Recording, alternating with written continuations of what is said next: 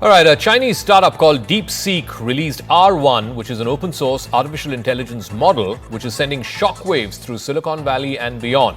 And this one word, Deepseek, is actually breaking the internet. And amidst all this noise and buzz comes a big message from the Union IT Minister Vaishnaw, who was speaking to reporters today.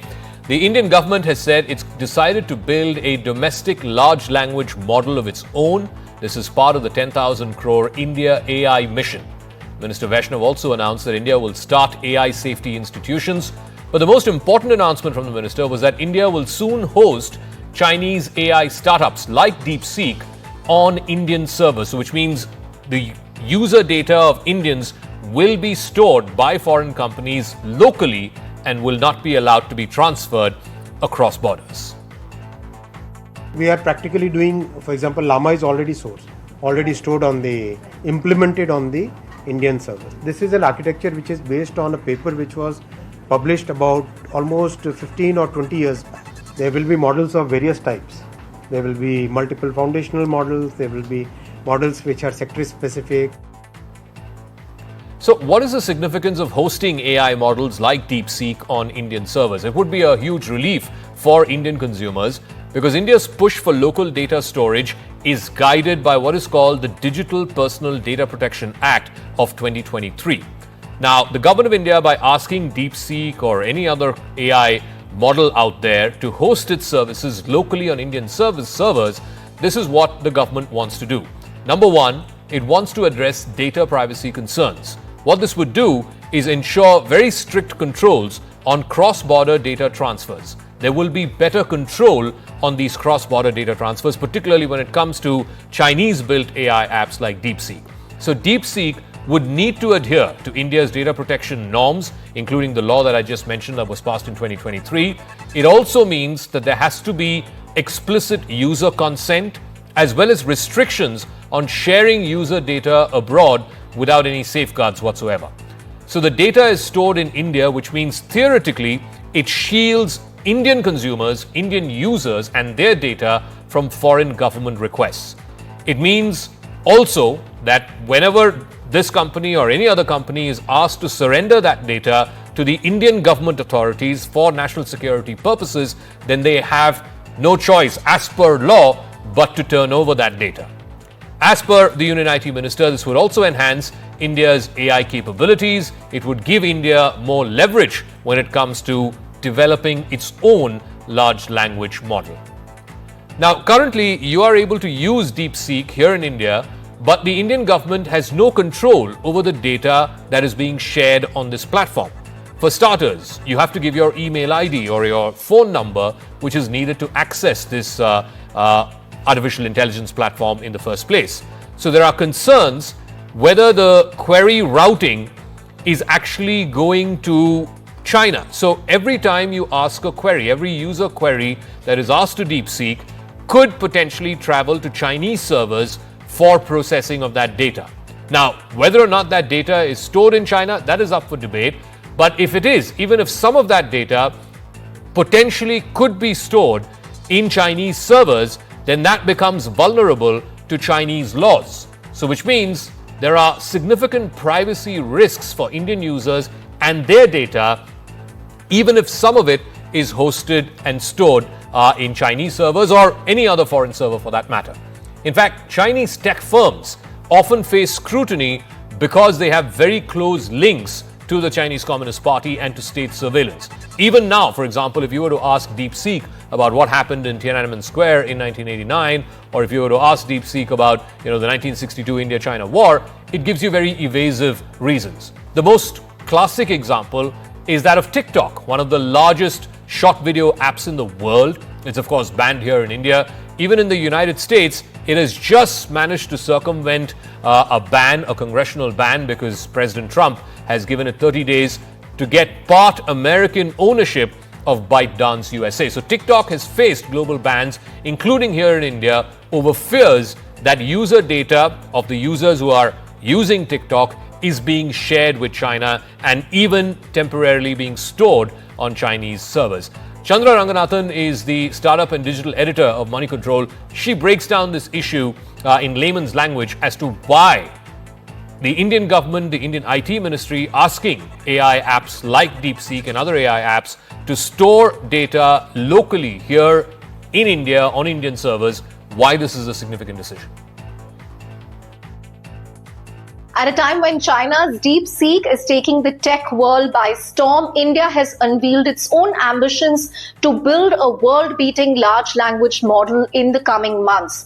As part of this, Union Minister Ashwini Vaishnaw has announced that the government has approved the empanelment of 18,693 GPUs. Now, GPUs or graphic processing units are the core components needed to build and train large language models. So the India AI mission originally had a target of 10,000 GPUs, but they've now decided to approve 18,693 GPUs, and this will be spread across 10 players. So Jio Platforms, Tata Communications, Hiranandani's Yota, E2E Networks, among others, will bring in these GPUs, and startups in turn can use it from them. So in the coming days, the government will activate a GPU access portal. This will be a common compute facility where people who need GPUs can register and rent GPUs from these players. In terms of the cost and subsidy as well, the government has tried to make this as competitive as possible. So if you want to rent, a high-end GPU for an hour, it might cost about ₹145 rupees. For a low-end GPU, it will be 115 rupees per hour, and on top of that, the government will also give a 40% subsidy.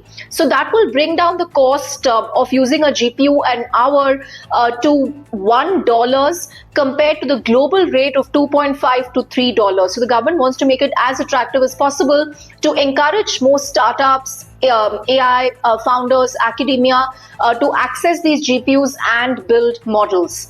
Now, in terms of the other important announcement, the minister also spoke about China's Deepseek. Now, while it's been gaining a lot of attention, it's been sending jitters in Silicon Valley, there is also concern about data going back to China.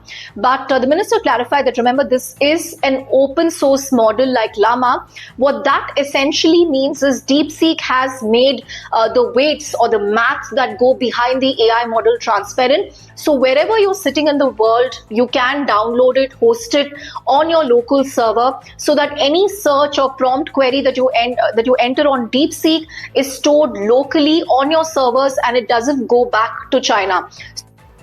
All right, let me go across also to Jibu Elias, who's an artificial intelligence expert. Jibu, can you try and explain this to our viewers in layman terms, like you would explain to an 8-year-old? Why is local hosting of data that's being partaken on Chinese AI apps like Deepseek, for example, why is the local hosting of that data on Indian servers important? So, Zakka, the fundamental thing here is Deepseek has to follow the Chinese law. If you look at the terms and service, it's not just about hosting the data there, it's about following the Chinese law. Now, this comes to this first question of sovereignty and security. How Indians and the data from India should be kept. We should have a say on it. And especially, like you pointed out before, some of the answers it gives. For example, look at the case of Arunachal Pradesh. It's mumbling when we ask about Arunachal Pradesh and other states of India, like other territories of India, like Aksai Chin. So hosting AI models on data servers is critical for something called data sovereignty. Our own data, we will keep it here. It will follow Indian laws. We don't want China to take it, and ensuring that this data is not at a risk of foreign surveillance. Secondly, something we call strategic independence, right? While we integrating international AI solutions, we must build our own AI capabilities, and that is for not to have an over-reliance on external technologies. We just saw when Biden passed an executive order how that could have affected India in long term, but that has been resented by Trump. So, and thirdly, how this framework, how this framework we put in place will impact our own data capabilities, our own citizens, and our own sovereignty. So that's why it is important that we run it on our own local servers. Mostly important for our own security and sovereignty. But Jibu, also the other decision that was taken by the government today was to import a large number of these GPUs. Why are those GPUs so important for India also to build its own large language model? Yeah, so GPUs are fundamentally important to train these AI models, and there has been something called compute gap, and that's something that has prevented us from, or many other countries from taking the same kind of expertise or same kind of innovation as US has done. And as part of India AI mission, this GPU procurement has been a major component that we set our sight on. So that's why it is critical. If you want to train new models, if you want to build new models, we need GPUs, because GPU has the ability to run multiple trainings at the same time. It is separate from what we know as CPUs. So that's why it is very critical. And I think we need to procure more GPUs at this point. Even 18,000 or 20,000 doesn't cut. From what I know, DeepSeek is trained on more than 50,000 GPUs, which is not. They are not revealing that real numbers. But they say they have trained it on 2,000 or 2,500 Uh, GPUs. yeah, so they say that they have an import restriction. So what I'm hearing is they have procured a lot of GPUs before this restriction, which are H100, which is the advanced one, and they have been procuring from Singapore more GPUs in the last few years as well. So, but they can't put it out on the numbers. That's a problem, because that will open up a lot of questions. And finally, very briefly, so the Americans have OpenAI and ChatGPT and Llama and what have you. The Chinese now have this DeepSeek, and I believe Alibaba has come out with a new artificial intelligence app. What do we have, and how soon do we get our own, path-breaking large language model app? I think we have some fantastic startups like Sarvam, who has been doing some phenomenal work when it comes to local languages. But I think we shouldn't be looking at a direct competition with US and China. China has been leading AI research for the last 2 3 years. So it's a matter of we look into our own way of building AIs, how we can build on top of these models. Like for example, DeepSeek can be run locally, and I think we have a perfect AI strategy, 2018, what we have created. And most importantly, what we need is to ensure our fundamentals are solid: the research, the All right. ecosystem, and most importantly, skills. Okay, Jibu Elias, thank you very much for joining us and putting that issue into perspective for our viewers. We'll see, and we'll be keeping a close eye out on how India plays this AI game, because this is really the technology of the future. This is really the game of the future. And if you're not in it, if you're not a serious player in this, you stand to lose out in the strategic value henceforth as well.